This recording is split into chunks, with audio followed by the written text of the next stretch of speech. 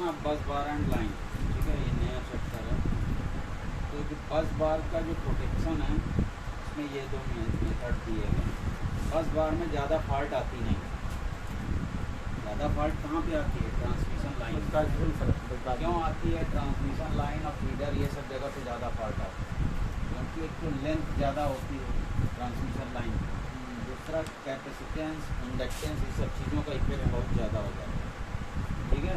जिसके कारण पे रिले का ऑपरेशन जो है इफेक्टेड होता है, इंडक्टेंस के कारण और कैपेसिटेंस के कारण रिले का ऑपरेशन इफेक्टेड होता है, ठीक है। इसलिए इसका ज़्यादा प्रोटेक्शन किया जाता है। तो भी दो मेथड इसमें दिए गए हैं बस बार। तो बस बार मालूम ही है, बस बार हो या ट्रांसमिशन लाइन हो, हम जो प्रोटेक्शन करते हैं उसको कई सेक्शन में डिवाइड करते हैं, पता है ना? हाँ सर, कई भागों में आइसोलेटर, रिले, क्या बोलते हैं, कौन सा जोन बोलते हैं? हाँ? सर प्रोटेक्शन जोन बोलते हैं, प्रोटेक्शन जोन बोलते हैं, ठीक है। प्रोटेक्शन जोन के अंदर isolator, circuit breaker, other equipment लगाए जाते हैं। अब आता है यहाँ पे डिफरेंशियल प्रोटेक्शन। बस बार का पहला मेथड ये डिफरेंशियल प्रोटेक्शन। तुम लोग पढ़े हो अभी, एक रिले था जो डिफरेंशियल रिले, याद आया? कल परसों में था। डिफरेंशियल रिले किस तरह से काम करता है? नहीं आए तो परसों कुछ दिन बताओ। डिफरेंशियल रिले किस तरह से काम करता है? ये लगा है डिफरेंशियल रिले, लिख लेना है, ठीक है। करंट ट्रांसफार्मर, सर्किट ब्रेकर, बस बार और ये जनरेटर, यहाँ से पावर भेजा जा रहा है। तो इसमें क्या होता है? डिफरेंशियल प्रोटेक्शन में जो करंट है जाने वाली, यानी एंटरिंग करंट, और लीविंग जो निकल रही है, अगर हम इसको I1 माने और इसको I2 माने, I1 I2, इन दोनों को टोटलाइज किया जाता है, निष्कर्ष निकाला जाता है। निष्कर्ष निकालेगा कौन? ये sir differential relay, sir differential relay, ठीक है। Under normal condition I1 and I2, मतलब अगर फॉल्ट नहीं हुई है तो जो करंट जा रही है वही करंट आउटपुट पे रहेगी। ट्रांसमिशन लाइन में जो करंट भेजा जा रहा है हाँ सर, वही आउटपुट मिलेगी, ठीक है। तो I1 I2 बराबर हो जाएंगे। तो डिफरेंशियल रिले किस तरह से काम करता है? सर करंट वेरिएशन पे, हाँ? करंट और वोल्टेज की वेरिएशन पे, या नहीं सर इनपुट आउटपुट की वेरिएशन पे।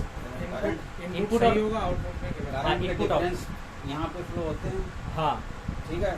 तो I2 सेम है, मतलब अगर मान लेते हैं 5 और I1 5 सर पहली condition under normal under normal condition, हाँ सर दोनों 5-5 हो गए, I1 I2। I2, हाँ। तो रिले करंट क्या होगी? जीरो सर हो जाएगी, जीरो हो जाएगी। तो रिले ट्रिप नहीं कर सकता, रिले ओपन रहेगा। ठीक है।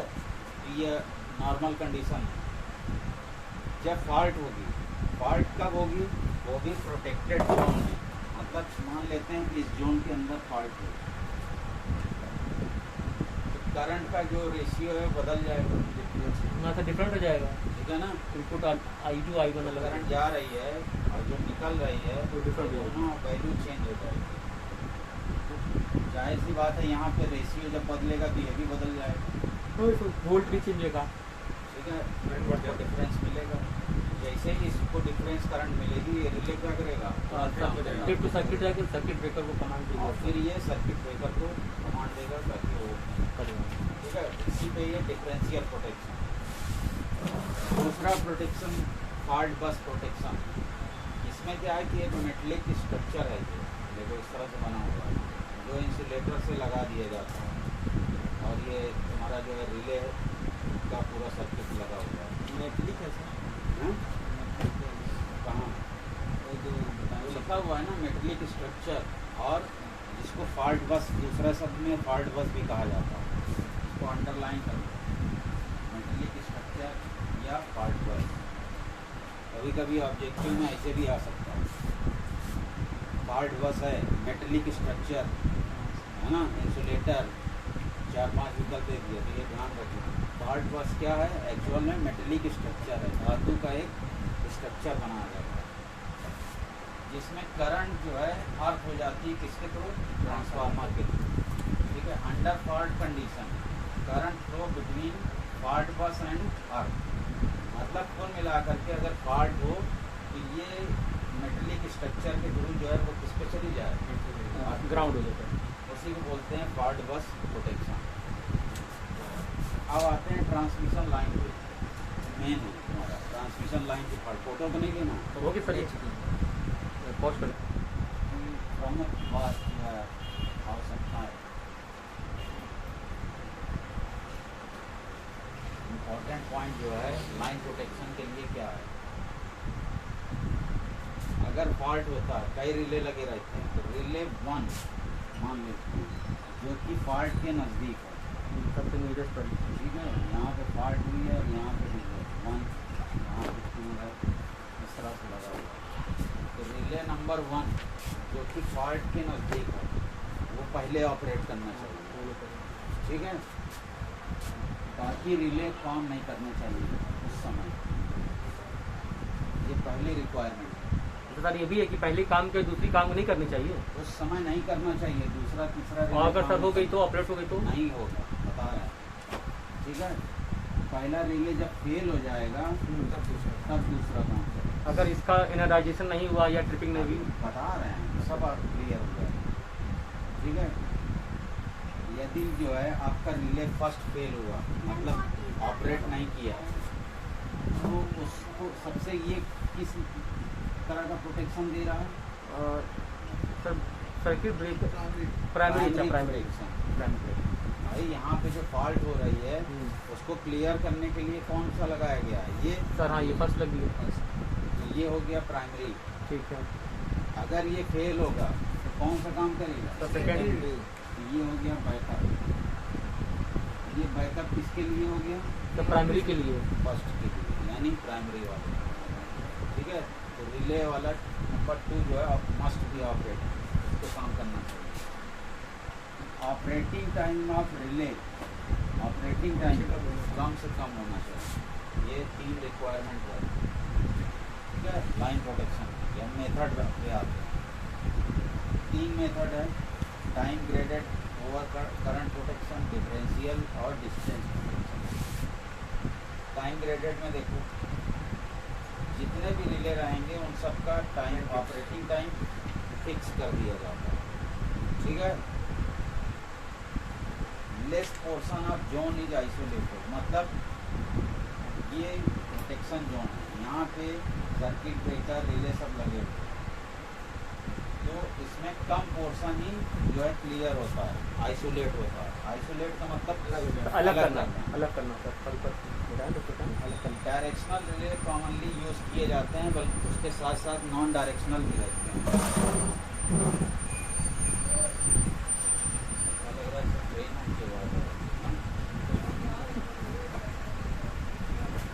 ठीक है, अब टाइम ग्रेडेड सिस्टम पे आते हैं। Time graded over current protection ये कहाँ पे यूज़ हो रहा है, रेडियल फीडर, पैरेलल फीडर और रिंग मेन फीडर, ठीक है। ये वाला प्रोटेक्शन हम लोग यूज़ करें टाइम ग्रेडेड सर। तो रेडियल में जब हम यूज़ करेंगे तो उसको यूज़ करने के 2 तरीके हैं, पहला डिफिनिट टाइम रिले और दूसरा inverse time relay. Inverse time relay. अब इसमें होगा क्या, इसकी तुमको दिख रहा है, नहीं दिखेगा, ठीक है। डिफिनिट टाइम रिले, जितने भी रिले लगे हुए हैं सबका ऑपरेटिंग टाइम सेट से सेट, हाँ सर फिक्स हो गया। डी का हमने कितने पे किया है, सर 0.5 0.5 सेकेंड, ये 1 second sir, 1.5 second, 2 second. Fault यहाँ पे होती है, डी और ई के बीच में फॉल्ट होता है, अर्थ और डी और आर नहीं है। अच्छा सर वो एंडिंग है सर, एंडिंग पॉइंट है, पॉइंट है, पॉइंट। ये भी ये जोन बटा हुआ है ना, अच्छा सर ठीक है। मान लेते हैं यहाँ पे इस जोन पे डी और ई के बीच में फॉल्ट हुआ सर।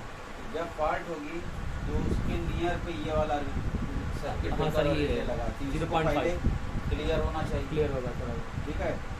0.5 सेकंड में ये अगर नहीं क्लियर होगा तो अगले 0.5 सेकंड में क्या ये होगा, सर 1 सेकेंड वाली ट्रिप होगी, ठीक है? CB3 होगी सर, ये अगर फेल हुआ तो CBB होगी सर, और फिर ये fail CBB हुआ, होगी तो A होगा सर, मैक्सिमम टाइम। और ये वाला जो ए वाला है वो नियर कहाँ पे आ गया? सर ये वो ट्रांसफार्मर पास आ गया सर, ठीक है ना, ट्रांसफार्मर के पास आ गया। यहाँ पे जो टाइमिंग है कितनी हो जा रही है? 2 सेकेंड हो गए 2 सेकेंड। और शुरू कितने से किया? सर 0.5 से। 0.5 से, ठीक है। तो ये एक बहुत बड़ी प्रॉब्लम है। अगर इसमें सीक्वेंस से अगर फेल हो गया तो यहाँ तक पहुँचते पहुँचते ऑपरेटिंग टाइम काफ़ी बढ़ जाता है। हाँ सर, वो फॉल्ट हो जाएगा, डैमेज हो जाएगा। ये इसकी एक डिसएडवांटेज है, ठीक है। दूसरा, इसमें operating time of relay not depend on operating current. Operating current पे इसका कोई जो है मतलब रोल नहीं है। ऑपरेटिंग करंट रिले जो करंट है वो उस पर डिपेंड नहीं कर रहा है। तो वो टाइम के बेस पे फिक्स है। हाँ, टाइम पे फिक्स है। दूसरा आते हैं inverse time relay. Inverse time relay में कैसे काम हो रहा है? यहाँ पे अगर करंट देखें तो करंट कहाँ पे ज़्यादा हो सकती है? ये जनरेटर। हाँ सर, यहीं ए पे होगी मैक्सिमम। ट्रांसफार्मर है, हम ए पे होगी। और ये एक सर्किट ब्रेकर लगा के ये यहाँ से यहाँ तक क्या हो रहा है? डिस्टेंस बढ़ रही है ना सर, लेंथ बढ़ती जा रही है। डिस्टेंस बढ़ रही है तो वोल्टेज ड्रॉप भी बढ़ जाएगा। हाँ सर, बढ़ता जा रहा है। वोल्टेज ड्रॉप बढ़ेगा तो करंट क्या होगी? नहीं, करंट कम होगी सर, कम हो जाएगी। कम होगी सर। ठीक है ना। करंट ज़्यादा किधर हो रही है? सर ए पर सर, जनरेटर से जितना इस तरफ हमारा सर, जनरेटर के, हाँ जनरेटर के या ट्रांसफार्मर के पास। ऑपरेटिंग करंट जो है वो ऑपरेटिंग टाइम के इन्वर्सली चलेगी, ठीक है। ऑपरेटिंग करंट क्या है? रिले का ऑपरेटिंग करंट वो किसके इन्वर्सली काम करेगा? ऑपरेटिंग टाइम के। मतलब अगर करंट बढ़ रही है तो ऑपरेटिंग टाइम क्या होगा? घट रही है सर। ऑपरेटिंग टाइम घट रहा है। अब इसको समझो कैसे। यहाँ पे 2 रिले मान लेते हैं लगे, ठीक है, एक इस तरफ पर एक इस तरफ पर। अब फॉल्ट यहाँ पे हो रहा है तो ये वाला करंट कहाँ पे ज़्यादा होगी? अगर इस हिसाब से देखें, अभी हमने बताया कि अगर हम इधर की ओर आ रहे हैं, रिवर्स में आ रहे हैं सर, ठीक है, ठीक है। तो करंट क्या हो रहा है? इस current excess near to generator, ये जनरेटर के नियर जो लगे हुए हैं उधर करंट ज़्यादा रहेगी। हाँ सर, ज़्यादा रहेगी। ठीक है। और जो दूर हो रहे हैं वहाँ कम होगी सर, कम हो जाएगी। ये वाला इस वाले से दूर होगा कि न पास हुआ? सर ये पास है इसके, ये पास है, बी पास तो बी पास है ना बी सर, पास आ रहा है। क्वालिटी कंडीशन से बी पास है इसी से। ठीक है। वही चीज़ पूछना है कि ये सबसे पहले ऑपरेट करेगा, ये वाला रिवर्स टाइम में ये वाला पहले नहीं ऑपरेट करेगा, वो नहीं, पहले ही करेगा, तो वो तो आगे है सर। ठीक है। फिर उसके बाद ये वाला ये करेगा। तो इसमें क्या है कि इनवर्स टाइम पे काम कर रहा है ये। सर ये सही है, ये उससे बेटर है। हाँ, ठीक है। उसमें जो है टाइमिंग जो है बढ़ नहीं रही थी, इसमें जैसे बढ़ जा रही है। पैरेलल फीडर में लोगों को निकलना क्या भी है सर, बस हो गया सर, क्लास के बाद ही सर निकलेंगे, कोई दिक्कत नहीं। मान लेते हैं ये लोड है। लोड कौन सा है? जो भी कंज्यूमर होते हैं, और ये जनरेटिंग स्टेशन, फीडर के थ्रू सप्लाई यहाँ पे दिया जाना है। ये पैरेलल फीडर कहाँ पे यूज़ किया जाता है? यहाँ पे हमेशा सप्लाई देने की ज़रूरत है। कहाँ यूज़ करेंगे? जहाँ हमेशा सप्लाई देने की ज़रूरत है। अब रेडियल वाले फीडर में क्या प्रॉब्लम थी? जनरेटिंग स्टेशन है, ठीक है, ट्रांसफार्मर है और लोड है, ये सब एक ही लाइन में, एक ही लाइन में, ये डायरेक्शन, यूनिट लाइन में। एक जगह फॉल्ट हुआ तो अगर दूसरा कहीं पड़ पे जाएगा। बीच में फॉल्ट हो गई तो पूरी सप्लाई ठप। पैरेलल वाला इसी कमी को दूर कर रहा है। अगर मान लेते हैं यहाँ पे फॉल्ट हो रही है तो हम अपना ये सर्किट से इसमें जैसे, हाँ, फीडर टू आगे चलता रहेगा। ठीक है ना। उसको आइसोलेट करा देंगे हाँ। पीछे वाले। अब ये इसमें क्या है? यहाँ पे जो रिले लगा हुआ है नॉन डायरेक्शनल है, ऊपर ने बना दिया नॉन डायरेक्शनल रिले और डायरेक्शनल रिले क्या है? सर दोनों मतलब टाइप में काम करेगी ये। हाँ, Non-directional। करंट की कोई भी डायरेक्शन, हाँ, इनपुट या आउटपुट दोनों ही काम जो करेंगे। नॉन डायरेक्शन का मतलब हुआ कि करंट की कोई भी डायरेक्शन हो, हाँ, ये उस पे काम करेगा। रोटेट करना करेगी, वर्किंग करेगी। ठीक है, चाहे करंट इस डायरेक्शन में हो, चाहे हाँ चाहे इनपुट पे चाहे आउटपुट पे तो फॉल्ट करंट कैसी भी हो तो ये डिटेक्ट काम करके करेगा। अपना डिटेक्ट करेगी। लेकिन ये काम कब करेगा, जब किसी पर्टिकुलर डायरेक्शन में करंट फ्लो हो रही है। रिवर्स मोड में आ रही है। ठीक है, चाहे इधर चाहे हम सर्किट ब्रेकर को अरे रिले को ऐसे सेट ये किए। रेडियल का ऊपर है। अरे अभी रेडियल से निकलो, पैरेलल में हम लोग ये वाला जो रिले है ये डायरेक्शनल है, ये किसी निश्चित डायरेक्शन वन डायरेक्शन में काम करेगा, एक ही डायरेक्शन में सर, वन डायरेक्शन में। समय ये काम करेगा। मान लेते हैं, चलो इसमें ये देखें, यहाँ पे फॉल्ट हुई, ठीक है, तो हम सप्लाई अपनी इसके थ्रू दे रहे हैं। हाँ सर, फीडर टू हमारा चल रहा है, ओके। ठीक है, तो फॉल्ट करंट जो है, फॉल्ट करंट अब यहाँ पे है, तो ये दोनों क्या करेंगे, ब्रेक हो जाएगा। सर ये ब्रेक हो गया, बंद हो गया। मान लेते हैं अगर ये फेल हुआ तो ये क्या करेगा, करंट इधर फ्लो हो सकती है। हाँ सर, हो सकती है। ठीक है, लेकिन यहाँ पे ऑलरेडी एक डायरेक्शनल रिले लगाया गया, एक डायरेक्शनल रिले लगा दिया गया। तो करंट अगर जब इधर से मान लेते हैं ऐसे जा रही है, ठीक है, तो ये जब घूम करके इस पे आएगी तो करंट की डायरेक्शन क्या होगी, चेंज जाएगी सर, अपोजिट हो गई ना। अपोजिट हो गई तो इंटर नहीं ये करेगी। तो डायरेक्शनल रिले यहाँ पे लगा हुआ है और इसकी डायरेक्शन मान लेते हैं रिले की ऐसे। हाँ सर, राइट साइड में, ये लेफ्ट साइड हो हो गई, गई। ठीक है ना, करंट की डायरेक्शन अपोजिट होगी तो ये जो है क्या करेगा, उस समय काम नहीं करेगा। ठीक है ना, ट्रिप होने का मतलब है कि उस सेक्शन को अलग कर। सर ट्रिप तो नहीं होगी ना, ये ट्रिप नहीं होगी। ठीक है, ट्रिप नहीं ये होगी। केस बता रहे हैं। हाँ, ये ट्रिप नहीं होगी। करंट का मूवमेंट अगर ऐसे हो सकता है तो जनरली होता ये है कि ये दोनों सेक्शन जो है आइसोलेट हो जाए और इसके थ्रू जो है सप्लाई एक ऊपर वाली बाई नहीं, यूनिडायरेक्शनल वो भी लगी हुई है। डायरेक्शनल और यूनी डायरेक्शनल ये जो लगा हुआ है नॉन डायरेक्शनल, उसका जो कॉन्सेप्ट हम बता रहे हैं। ठीक है, जल्दी रिले वगैरह एक ही रिले थोड़ी ना रहता है, इसके बैकअप में भी तो रहते हैं, तो लगे रहते हैं। पर सर यार्ड में हम लोग को कभी रिले सर दिखी नहीं, हम लोग को हमने की करके कौन कोई नहीं सर कभी बाकी है सर, पोस्टमैन। चलो इसको देखो, हम बता रहे हैं कि कहाँ दिमाग फंसा है। हाँ सर, ये है कि फॉल्ट होगी सर, ई के पास फॉल्ट एरो होगी वाले से बताएं। सर। एरो मतलब दो यूनिडायरेक्शनल और बाई डायरेक्शनल अब होते हैं सर। इसमें ये पहचानना है आपको, यहाँ पे जो रिले लगे हुए हैं इनका नेचर क्या है, हमने इसीलिए इसको छोड़ दिया। हाँ सर, आप बता दीजिए अभी। नेचर पहचानना है, नेचर क्या है कि इनकमिंग है कि आउटगोइंग। आउटगोइंग है सर, 1 और 8 में दोनों है, तीनों डायरेक्शन। 1 8 सर दोनों है, इनकम और आउटगोइंग दोनों है सर। 7 भी 1 इनकमिंग है, 6 इसीलिए भी हमने incoming इसको छोड़ा हुआ है। अब देखो रिले का जो फंक्शन है, अब हम लोग चलना है क्लॉकवाइज। है। हाँ ठीक है सर, क्लॉक वाइज चल रहा 1 है। से 2 की है। ठीक है, तो ई फिर आएगा ए, फिर बी, फिर सी, फिर डी, फिर ई, वही ट्रैक बन रहा है ना। हाँ सर। ई ए, ई क्या है, सोर्स है, हाँ। जनरेटर। ए क्या है, बस बार ए, फिर बी आया, फिर सी आया, फिर डी आया, फिर क्या जाएगा, ई ए। सर वहाँ आप ए लिखिए ए सर। आएगा, फिर ई आएगा, वही सीक्वेंस बना हुआ है। सर ए आई 3। हाँ, वो क्लॉकवाइज में बना हुआ है। अच्छा। तो अब इसमें रिले लगाए गए हैं 1 2 3 से 8 तक। उनका नेचर बताइए कि कौन सा रिले किस नेचर का, मतलब इनकमिंग है कि आउटगोइंग। पहचानो सर हमारा। पहला और 8वां सर इनकमिंग आउटगोइंग दोनों है, बाकी सब इनकमर ही है। पहला क्या है, सर पहला बहुत है सर, बहुत है।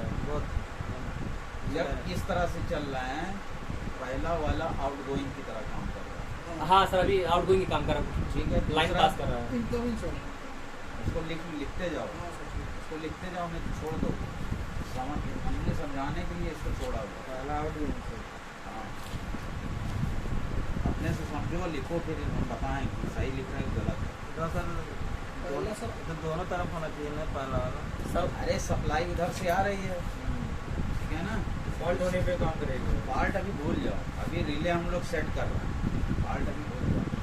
तो ई से जब हम इधर की ओर आ रहे हैं बी की तरफ, तो रिले नंबर 2 किस तरह से काम करेगा, इनकमिंग ये आउटगोइंग। आउटगोइंग सर है। रिले नंबर 2 इनकमिंग की तरह है, टू सर इनकमिंग की तरीके से। सप्लाई ऐसे आ रही है ना, हाँ इन होगी सर पहले। यहाँ से थोड़ी ना जा रही है, नहीं जब यहाँ से जाएगी तब आउट गोइंग होगा। तो रिले 3 क्या हो जाएगा, आउट गोइंग। फिर रिले 4 आउट गोइंग। 6 इन, ठीक है, 7 आउट, ठीक।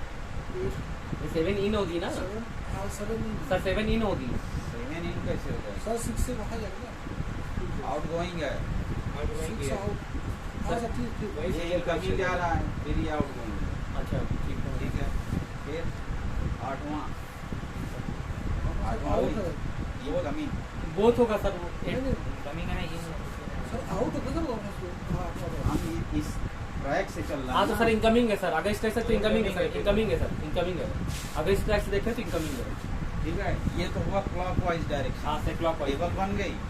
5वां क्या होगा? 5वां आउट गोइंग है। अब रिले नंबर, हाँ?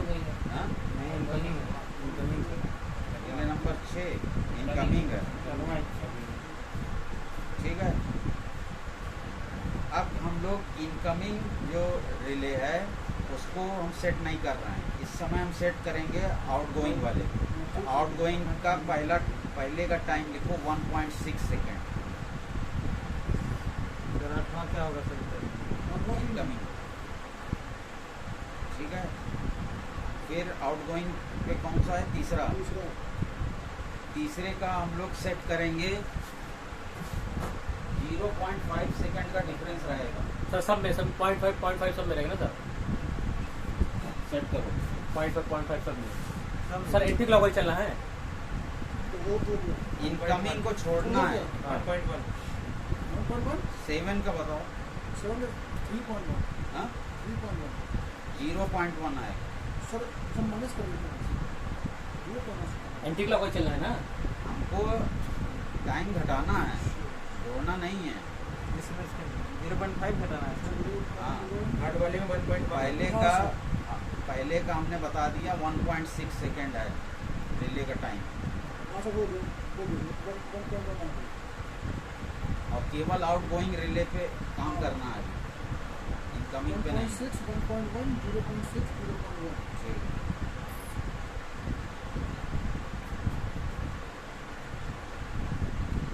7 के 0.1 कैसे होगा? डेढ़ माइनस कर दो ना 1.6 से घटाते जाओगे तो लास्ट में आ जाएगा। डेढ़ माइनस करो ना इसकी दिशा में आ रहेगा। 1.6 में 0.5 घटाएंगे। हाँ घटाने को बोल रहे हो? हाँ तो तीन स्टेप है ना, पहले 1.6 था, फिर 1.1 आएगा, 1.6 में 0.5 घटाओ कितना है? 1.1 आएगा। 1.1 आएगा। हाँ। सर 0.1 लिखे तो वो उसका है यार, 7वें का है, टाइमिंग का ही मैं बोल रहा हूँ। अभी तीसरे का लिखोगे, आउट का अच्छा आउट लिखोगे ना, यहाँ तो तीसरा है, रिले के 5वां है, डायरेक्शन पे 7वां मत है। जाओ, सप्लाई किधर जा रही है, अब इसमें से 0.5 हाँ किसमें 0.1 सप्लाई इधर से इधर की ओर जा रही है। ये ले रहा है ना सप्लाई, ये दे रहा है, ले रहा है ना, तो ये इनकमिंग हो गया। और यहाँ से जब निकलेगी सप्लाई तो ये सब स्टेशन मान लेते हैं, ये सब स्टेशन सप्लाई दे रहा है। ये सब स्टेशन का इनकमिंग है और ये सब स्टेशन का आउटगोइंग है। मतलब यहाँ की ये लाइन किससे जुड़ी हुई है, सोर्स से, तो ये यहाँ पे ले रहा है, फिर ये यहाँ से दे रहा है। ठीक है, तो इस तरह से पहचाना गया है कि इनकमिंग आउटगोइंग क्या है। अब इसी का बनाओ एंटी क्लॉकवाइज। रूट पार्ट का क्या बनेगा, पहला EAF, मतलब ये सर EAB होगा ना सर। हाँ, B की जगह पे हमने F लिख दिया, तो हम सर सीक्वेंस में EAB EAB मान लें। ठीक है। EAB मतलब करंट का डायरेक्शन एक तो ये हो रहा है, हाँ। और एक करंट इधर से फ्लो हो रही है। हाँ ये पूरी सर्किट कहाँ तक जाएगी, ये तक। पॉइंट है F, ये पॉइंट है F, तो हम यहाँ मान ले रहे हैं EAF, यहाँ से यहाँ तक करंट आ रही है मान ले, ठीक है। ठीक है। यहाँ फॉल्ट हुई है, F के पास फॉल्ट है, और यहाँ से फिर करंट ऐसे सीक्वेंस बनी E B नहीं, क्या है ए E A, A D फिर C फिर क्या आ जाएगा B फिर क्या आ जाएगा F, यहाँ तक आ रही है। इसको भी ए मान लेंगे क्या? इसको पूरा ए ना, वो बस बार A ही कहलाएगा ना, वो बस बार A है, मान नहीं रहा बस बार वो है बस बार A है वो। ठीक है। एक तो ऐसे आ रही है करंट। अब ये देखना है कि मान लेते हैं कि इधर पे जो फॉल्ट हो रही है तो कौन से सर्किट ब्रेकर काम करेंगे और कौन से रिले काम करेंगे। यहाँ पे लगा है यूनिट मतलब नॉन डायरेक्शनल, कैसी भी करंट हो ये ट्रिप कर जाएगा। हाँ सर, इनपुट आउटपुट Direction दोनों से में, मतलब नहीं। दोनों में। हाँ यहाँ पे क्या लगा है सर, यूनिडायरेक्शनल, यूनिडायरेक्शनल, ठीक है। और इसका टाइम कितना आया है सर तो आउट ना, 2 पे। सर जब हम इधर चल रहे हैं इधर चल रहे हैं इधर चल रहे हैं तो डायरेक्शन ये वाली हो रही है ना, कैसे होगी डायरेक्शन अभी तो सर डायरेक्शन में चल रहा है ना, क्लॉक वाइज चल, आउट का इनकमिंग है ना सर वो? 2 का। इनकमिंग है ना, तीन का इनकमिंग काम का क्या होता है? सभी क्लॉक वाइज चल रहे हैं अभी हम लोग, क्लॉक वाइज चल रहे हैं। पहले समझो उसको, अभी हम क्लियर कर दे रहे हैं। इनकमिंग है सर उसमें नहीं है। कौन सा सर दो का इनकमिंग का कहाँ लिखा सर, आउट जो लिखा है तो एंटी क्लॉकवाइज में है कि नहीं? 2 का एंटी क्लॉकवाइज में टाइम कितना है सर 0.1 0.1। एंटी क्लॉक हम वही क्लॉकवाइज चीज़ हम पूछ रहे हैं। नहीं, आप क्लॉकवाइज बताएं ऐसे। अरे तो सीक्वेंस बदल रहा है तो सबका टाइम सेट हो गया ना, ऐसा थोड़ी ना है कि किसी को हम छोड़े हुए हैं। एक बार इस डायरेक्शन से सेट किए हैं, दूसरे में रिवर्स डायरेक्शन में सर, टाइम सभी रिले का सेट किया गया। नहीं मतलब तो क्लॉकवाइज में पूछें। हाँ ठीक है, तो ये वाला रिले और ये वाला रिले काम करेगा। अब देखो कुछ का मैचिंग अभी हम बता रहे हैं।